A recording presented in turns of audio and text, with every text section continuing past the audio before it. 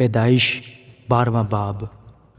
اور خداوند نے ابراہیم سے کہا کہ تو اپنے وطن اور اپنے ناطے داروں کے بیچ سے اور اپنے باپ کے گھر سے نکل کر اس ملک میں جا جو میں تجھے دکھاؤں گا، اور میں تجھے ایک بڑی قوم بناؤں گا اور برکت دوں گا اور تیرا نام سرفراز کروں گا۔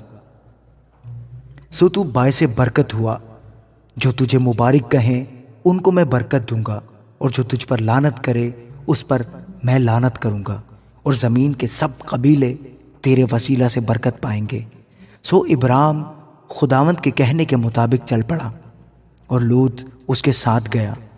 اور ابراہیم 75 برس کا تھا جب وہ ہاران سے روانہ ہوا۔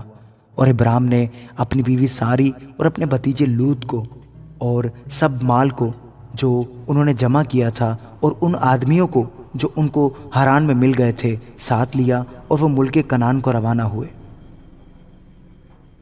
اور ملک کنعان میں آئے۔ اور ابراہیم اس ملک میں سے گزرتا ہوا مقام سکم میں مورا کے بلوت تک پہنچا۔ اس وقت ملک میں کنعانی رہتے تھے۔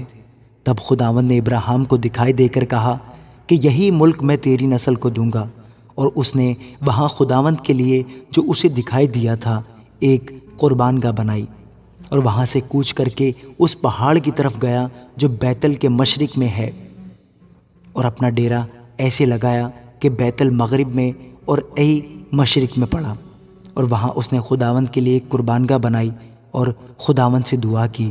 اور ابراہیم سفر کرتا کرتا جنوب کی طرف بڑھ گیا، اور اس ملک میں کال پڑا، اور ابراہیم مصر کو گیا کہ وہاں ٹکا رہے، کیونکہ ملک میں سخت کال تھا۔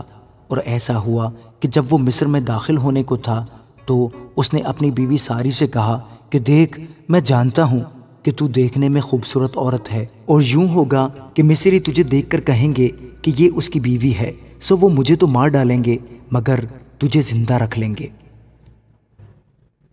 سو تو یہ کہہ دینا کہ میں اس کی بہن ہوں، تاکہ تیری سبب سے میری خیر ہو اور میری جان تیری بدولت بچی رہے۔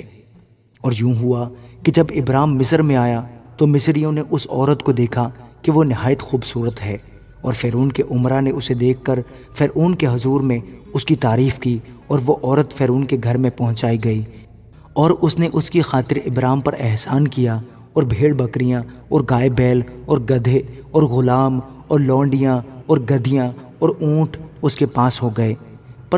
پر خداوند نے فرعون اور اس کے خاندان پر ابراہیم کی بیوی کے سبب سے بڑی بلائیں نازل کی۔ تب فرعون نے ابراہیم کو بلا کر اس سے کہا کہ تو نے مجھ سے یہ کیا کیا؟ تو نے مجھے کیوں نہ بتایا کہ یہ تیری بیوی ہے؟ تو نے یہ کیوں کہا کہ وہ میری بہن ہے؟ اسی لیے میں نے اسے لیا کہ وہ میری بیوی بنے۔ سو دیکھ، تیری بیوی حاضر ہے، اس کو لے اور چلا جا۔ اور فرعون نے اس کے حق میں اپنے آدمی کو ہدایت کی، اور انہوں نے اسے اور اس کی بیوی کو اس کے سب مال کے ساتھ روانہ کر دیا۔ آمین۔